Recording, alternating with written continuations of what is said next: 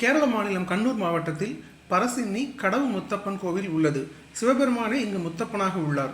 சிவனும் சக்தியும் திருவப்பன் வெள்ளாட்டம் என்னும் இரு வேடங்களை அணிந்து மாந்திரிக நடனமாடி பக்தர்களுக்கு அருள்வாக்கு சொல்கின்றனர். கண்ணூர் புதுச்சேரியின் மாஹி பிராந்தியம் அருகில் உள்ளது. இதனால் மாஹி மக்களும் முத்தப்பனின் பக்தர்களாகவே உள்ளனர். உள்ளூர் பாரம்பரியத்தின்படி புதுச்சேரி வாழ் மலையாள மக்கள் கடந்த 7 ஆண்டுகளாக முத்தப்பனுக்கு விழா எடுத்து கொண்டாடுகின்றனர். இந்த முறை 8வது ஆண்டாக லாஸ்பேட்டை குறிஞ்சிநகர் பூங்காவில் முத்தப்பன் விழா நடந்தது. தமிழ் மக்களின் குலதெய்வ வழிபாடு போலவே கேரள மக்கள் முத்தப்பன் திருவிழாவை நடத்துகின்றனர்.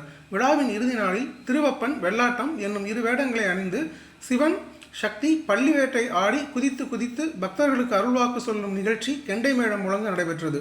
விழாவில் பங்கேற்ற கேரள மக்கள் சாமியிடம் தங்களது கோரிக்கைகளை காதில் கூறி அருள்வாக்கு பெற்றனர். விழாவில் சிறப்பு விருந்தினராக பங்கேற்ற சபாநாயகர் செல்வம் முத்தப்பனிடம் காதில் தனது வேண்டுதலை சொல்ல அதற்கு முத்தப்பன் அருள்வாக்கு கூறினார்.